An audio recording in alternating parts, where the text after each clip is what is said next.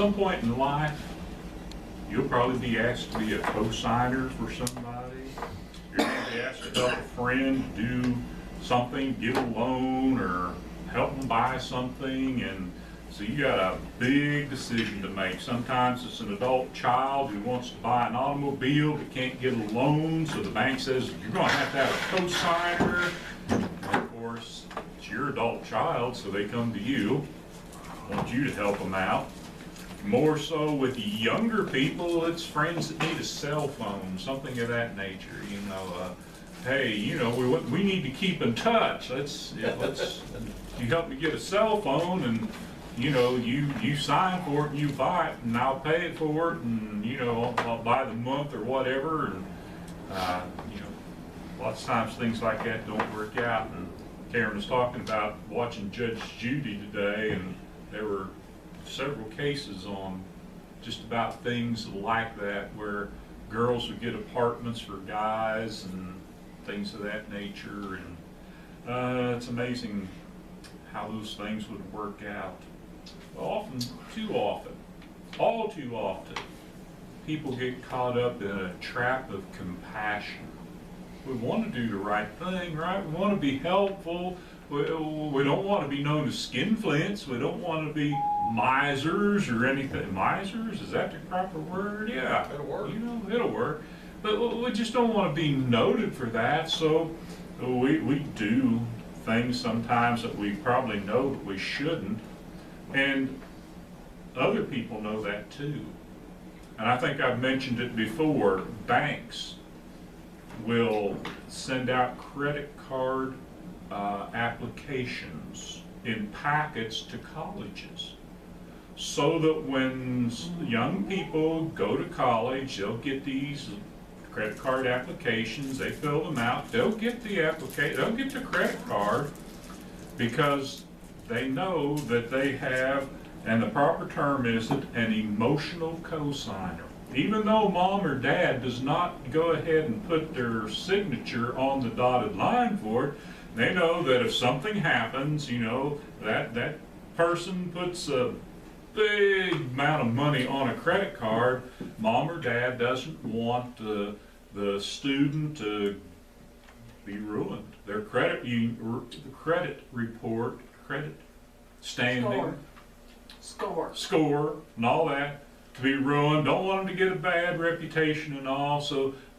they'll bail them out. And the banks know that. The credit card companies know that. So they encourage such things.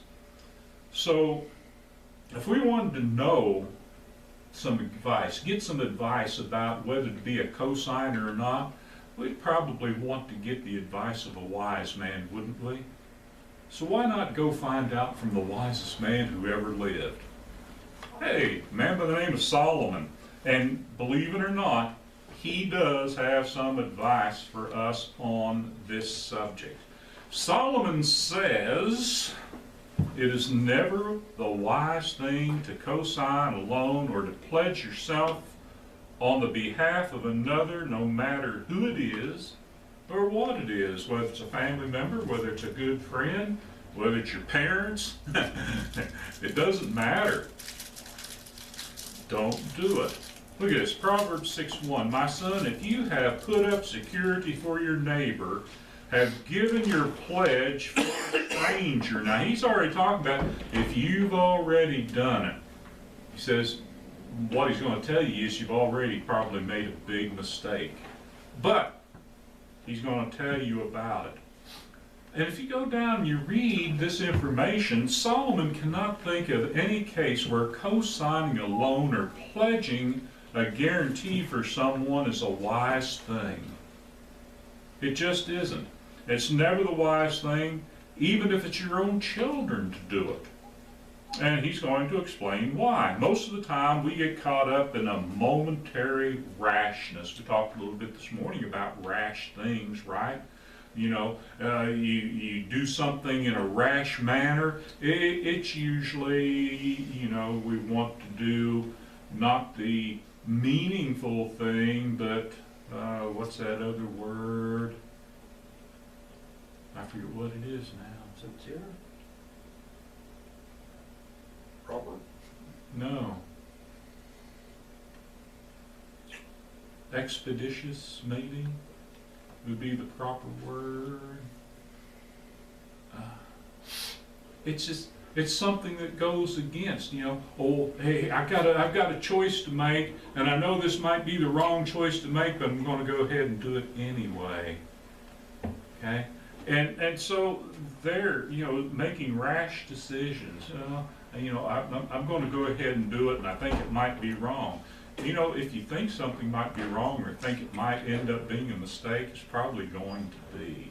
Because we've got a conscience, and sometimes our conscience is telling us, hey, you've got to be careful. Now, young people are typically more trusting and less thinking than older folks, but you know what? Older folks fall in this trap too. And older folks get caught up in it most of the time because they're lonely. Because they're lonely and somebody befriends them, and they don't want to let a friend down, and then ends up they find out, that's not their friend. And most of the time when somebody wants somebody to co-sign a loan for them, anymore it's foolishness. It's foolishness. And it used to be, and I know GW can probably remember these times, you didn't go out and get a loan for an automobile. You paid cash for it, didn't you? Because banks didn't give you loans for something like that. If the bank gave you a loan, it was for real property, and that's before automobiles were considered real property. That's when they didn't cost a whole lot. But there was something there that was probably going to gain in value. There was some acreage involved with it. There was a house involved with it. Because the money system was different in the United States of America. But today, you can get credit on anything. You can get credit on a pack of bubble gum down at the store. Just whip out that credit card and you got it, right? Go in debt for it. I can't afford it, but I can get it now and pay for it later. And I know, hey, I got a credit card. We use credit cards, and typically what we do is pay off the credit cards every month. But I say typically because it doesn't happen every month. But there it is, and you can get into that trap. But just think of it. We should feel bad if we're buying stuff on credit that we should be paying cash for. But then, what about helping somebody else to get something that's just plain foolishness? It's nothing really that they need, nothing really helpful, it's just something that they want. Well, here's an idea that runs throughout the scriptures. The spiritual thing is not co-signing, but giving. Giving. That's a different concept, isn't it? Proverbs 14:21, whoever despises his neighbor is a sinner, but blessed is he who is generous to the poor. Generous to the poor. Remember the movie It's a Wonderful Life. You think about the difference between the Bailey Building and Loan and Potter's Bank. Potter's Bank was in it to make money, and they loved to put people out of their homes, to foreclose on the properties, but the Bailey Building and Loan was there to help people.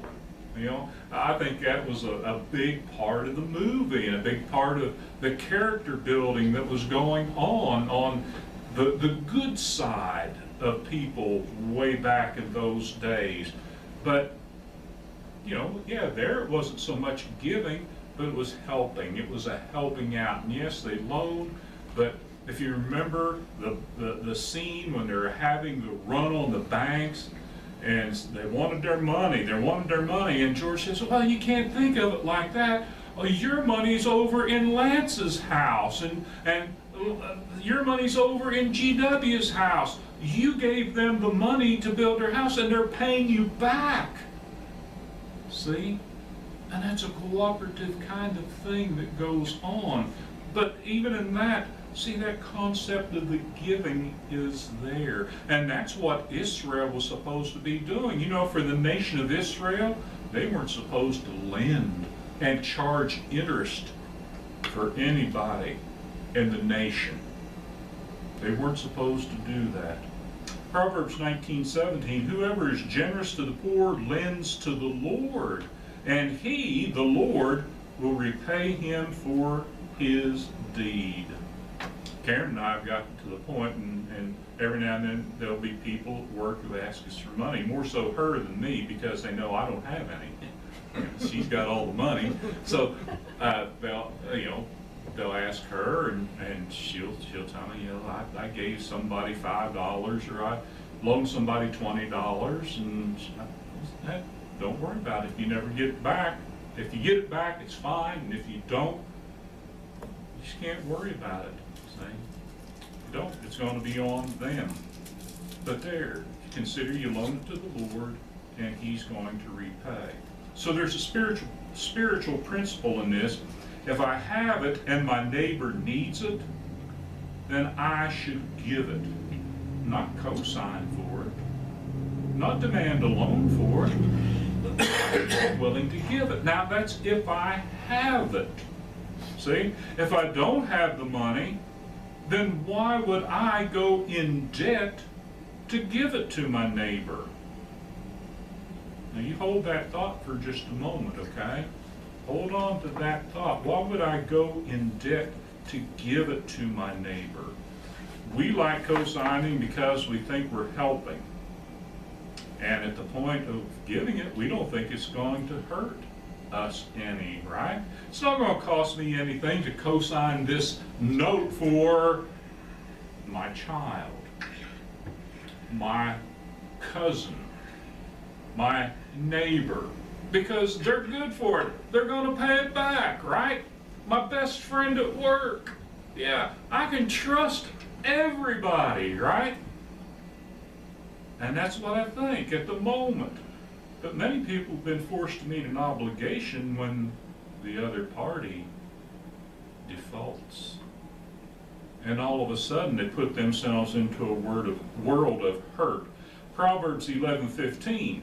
Whoever puts up security for a stranger, wait a minute, we're not talking about a stranger, we're talking about a family member or a friend. You hold that little thought for later on too.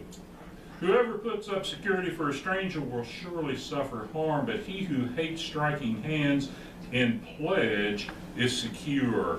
Don't shake hands with somebody that don't make a deal that you can't afford to make, is what Solomon's saying. It can be a good way to make a friend or a family member a stranger. Yeah, because when payment day is due and you can't find them, you know who the bank's going to find? They're going to find you. And they're going to be looking for what possibly you don't even have. And you're going to be in trouble. So, by co-signing, there's another side to it, right? You may be preventing God from teaching that person a spiritual lesson about their finances. You think God ever teaches people in providential ways about how to handle money, how to handle it properly? Well, sure. Matthew chapter 25, verse 14 through 30, you know what that's about? That's the parable of the talents, isn't it? You know, one gets 5, another gets, 3 or 2, another one gets 1, see? And the one who only got 1 didn't handle it very well. Maybe that's why he only got 1 in the first place. But you know what? He got an opportunity, didn't he? The Lord gave him an opportunity. But there you go, and there are many other places in the scriptures that it talks about this. Jesus was always taking the opportunity to use money to teach spiritual principles, and that's what we're talking about, in the use of figurative language, right?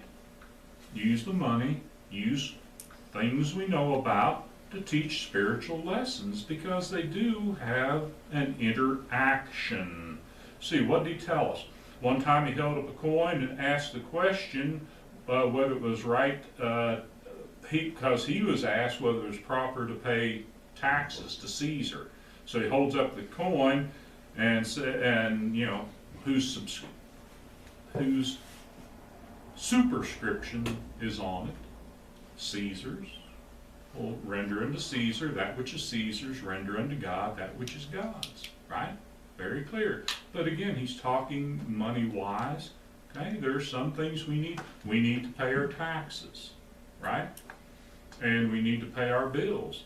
But we got to be careful that we don't overextend on the bills to the point where we can't pay the taxes.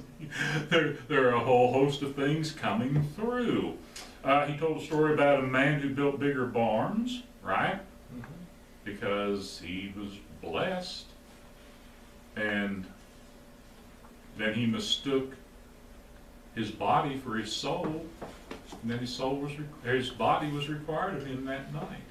So, hey, all that stuff that he had became somebody else's. He lost it. There's a story about the rich young ruler, right? Yeah. What do I need to do to inherit eternal life? Sell everything that you got, come and follow me. And he didn't want to do that. Why? Because he had a lot of stuff. A lot of stuff. And he didn't want to give up the stuff. If Jesus said, go get a U-Haul, come on, follow me, it'd have been all right, probably. He could have taken his stuff with him. But Jesus knew that stuff was going to come between him and Jesus. Or between him and Jesus. I guess that's a proper phraseology. He wasn't going to become spiritually mature. He wasn't going to be able to be a disciple of Jesus carrying around his stuff. He challenged his disciples to count the cost of following him. That's an accounting thing. That's an accounting term, isn't it? Count the cost. And looking past right here to down the road. Do you have enough to finish? Not just, can you do it today? Are you going to be able to finish? Because we got to finish. If we don't finish the task of discipleship, what's the use of starting it? Well, we should start, but we ought to keep in mind there's a price to pay. And we pay it all through that Christian life. He challenges everyone to weigh the value of the soul against gaining the wealth of the whole world. What is that, Matthew 16:26, I believe? What shall a man be profited if he shall gain the whole world and lose his own soul? Or what shall a man give in exchange for his soul? Yeah. What's the value? See? We got to have proper values here. So we can prevent God from teaching a person a spiritual lesson by jumping in and doing something foolish. Helping them get something foolish, and lots of times they'll get the foolish item and we get the foolish bill. Somebody else pays for it. But that's life, isn't it? That's just how life is. Well, who learned the lesson there? And who learned the lesson the hard way? So these are the things that Solomon begins this lesson about. Solomon says in cosigning, we usually find out it's a mistake after the fact. Because it sounds so good at the beginning. If you'll just cosign for me, I'll get it. And I'll pay the bill. I'll pay it every month. I promise you that I will. You don't have to worry a thing about it. And if it's an automobile, don't worry. I'll get the insurance. I'll pay the insurance. I'll get the license. I'll get the registration. Yeah, we just saw a thing on Judge Judy today about a guy who didn't have a driver's license. He was driving a delivery truck for a small company. He didn't even have a driver's license. Imagine that. So if he didn't have a driver's license, he didn't have insurance either. And the company, they had insurance on him, right? Yeah, not if he didn't have a driver's license. That's an automatic default there. Proverbs 6:2, if you are snared in the words of your mouth, caught in the words of your mouth. In other words, you spoke before you thought. Solomon's talking about here. You signed on the line, you trusted the other person, now you're caught, quite possibly, with a bad debt. Not only do you have the debt, it goes against your credit rating, right? Because who's the bank going to come after? Not going to go after the person that had the bad credit rating in the first place, right? They can't hurt them any, right? So who are they going to go after? The one who co-signed, because they're the ones going to get hurt. And they don't want to be hurt. Why? Because a good name is something to be held on to. And you know, your credit rating's part of your good name. Today, it is. It really is. You can't get a job many places if you got a bad credit rating. You can't get a job at a bank if you got a bad credit rating. Why? Because you got all that money laying around there, you know. Lots of times you can't get a job with the government if you got a bad credit rating. It's a tough thing. If you don't have the money to pay the debt, now you might have trouble borrowing the money to pay off the debt. Because you didn't have the money to give them in the first place, so you co-signed, they default, you got to pay for it, you didn't have the money in the first place, now where are you going to get the money? So you're going to have to go out and get a loan. But guess what? It's probably been bad long enough that your credit rating's bad, and now you're going to have trouble getting a loan. So there you are.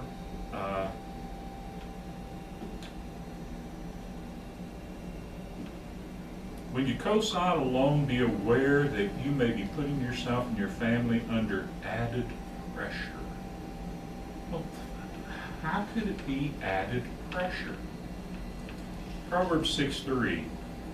Then do this, my son, and save yourself, for you have come into the hand of your neighbor. What does that mean, you come into the hand of your neighbor? It's like you got a new master. You're the slave, he's the master, because he's controlling you. If he doesn't pay off the debt, guess who's the slave? Okay? Go, hasten, and plead urgently with your neighbor. What have you done? You created a strain in your own family by co-signing. How does that happen? Well, you may need to go get a second job to pay off the debt, right? Part-time job.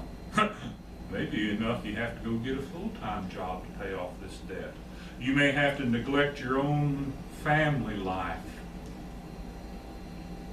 Go get another job, pay off that debt. While the person that's got the auto or the cell phone or whatever's out there just having a high old time. They don't care about you. But there you are, because you care about you, because you care. You're paying it off. And you're working. And you're struggling. So in essence, you now become a beggar to your neighbor. Please do the right thing. Please pay off this debt. Please don't make me a slave. Boy, Solomon, never thought about it. Solomon says that after you co-sign a loan, relationships change. Relationships change. Look at Proverbs 6:4. Give your eyes no sleep and your eyelids no slumber. Do you want to get a lack of sleep? Co-sign a loan for somebody. Okay? You want to get up in the morning, still sleepy, still tired, not feel like you get enough rest? Assume a debt for somebody that you can't afford to pay. And it'll work on you. It'll make you anxious. You will know some sleepless nights as your anxiety and frustration grows over this outstanding debt. Is he going to pay it this month? Will he make the payment? He didn't make it last month. I had to pay it. I don't have the money to pay it this month. I hope he makes the payment this month. Will he ever pay me back for what I paid last month? Ooh. Many friendships and families have been torn apart due to co-signing catastrophes. Yeah. Those friends and family members, they become strangers, don't they? Pretty quick. You just don't see them. Many of the cases on TV court shows are about cosigners suing a family member or friend because they were left holding the bag. And guess what? The bag was empty. Just empty. And at that point, the relationship is ruined. And you're no longer a family member, you're just a statistic. Just a casualty. A casualty. Because you know what they'll say eventually. You should have known better. They're a victim of circumstances. That's what Curly used to say, right, on the Three Stooges. I'm a victim of circumstances. Okay? Well, I didn't get to work 40 hours that week. I had other bills to pay and all of this. Well, so did I. You're a casualty. You're a statistic. That's not my problem. You should have known better. So what a paradox you have here. We're trying to be a helping hand to someone in need, but instead, we become the one that's in the snare, the one that's in the trap. And yes, it is the trap of compassion. So, what's the answer? What's the answer? Now, Proverbs 6:5. Solomon says, save yourself like a gazelle. What's a gazelle?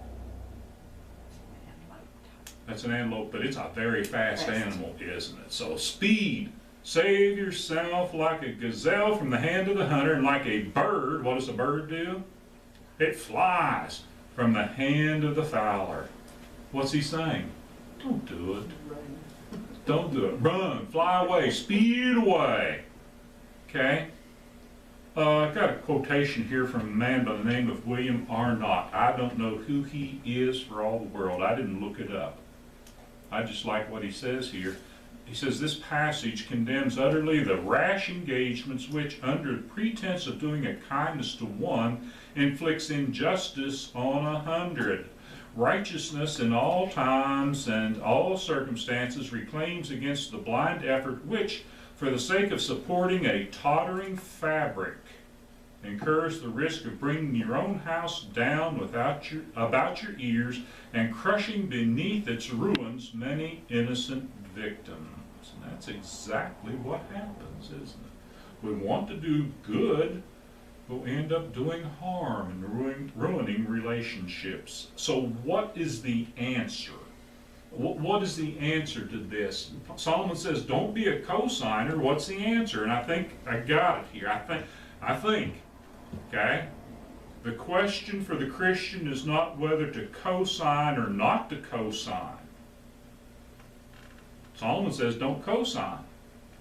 The question ought to be, do I have the funds to give it or not give it? If I can't afford to give it, I can't afford to pay it off. If I can afford to give it, give it. With hope of getting it back someday? Maybe. Maybe. Maybe if they are a good person, a godly person, it'll work on their conscience and they will pay you back. Okay? But you can't count on it. So you almost have to say, here it is. Pay me back if you can. But I'm not going to worry about it. But if you don't have the money, if you don't have the funds, I can't do it. And you don't have to feel bad about it. You don't have to feel compassionate about it. Because that's the spiritual way, the wise way of handling it. Does that make sense? Amen. Does that make sense? Okay. I was hoping it made more sense to people than just me. Okay. Well, that's the lesson for this evening. And, I'm going to throw in a few of these from the book of Proverbs. I love those Proverbs. I love the wisdom literature. There's a lot of good stuff in there. We can learn so much about it and learn more about God's ways, because God doesn't loan us anything, really, does he? God just gives and gives and gives, and if we want to be God-like, we can give too if we've got it. And if we got it, we really shouldn't hold it back. So, well, there it is. Hey, the lesson's yours. If you have a need, let your request be made known as we stand to sing.